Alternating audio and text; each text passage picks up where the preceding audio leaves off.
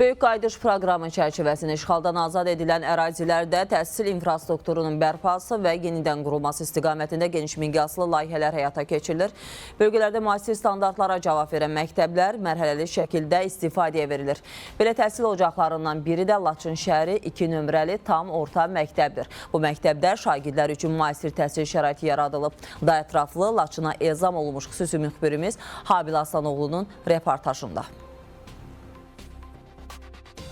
İşğaldan azad edilən ərazilərdə təhsil infrastrukturu mərhələli şəkildə bərpa olunur. Görülən işlərin nəticəsi olaraq həmin bölgələrdə müasir standartlara cavab verən məktəblər mərhələli şəkildə istifadəyə verilir. Bu təhsil müəssisələrindən biri də Laçın şəhəri 2 nömrəli tam orta ümumi təhsil məktəbidir. Məktəb 2022-ci ildən fəaliyyət göstərir. 510 şagird yerlik təhsil müəssisəsində hazırda 173 şagird təhsil alır. Tədrisin təşkili üçün məktəbdə 19 müəllim çalışır. Məktəbimiz yüksək avadanlıqlarla doludur, oxumamızda bir çətinlik yaranmır.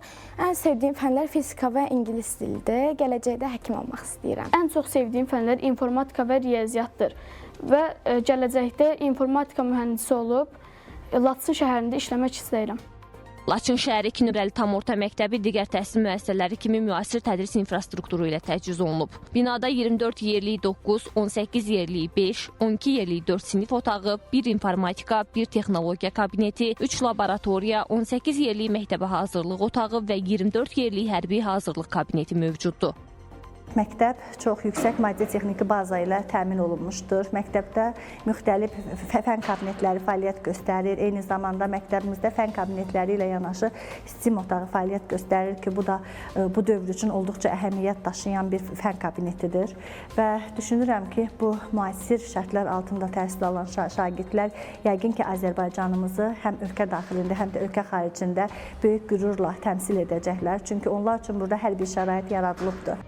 Məktəbdə yaradılan müasir şərait şagirdlərin doğma yurdlarında keyfiyyətli təhsil almasına, bilik və bacarıqlarının inkişafına geniş imkanlar yaradır. Təhsil infrastrukturunun bərpası bölgədə sosial həyatın dirçəldilməsində mühüm rol oynayır.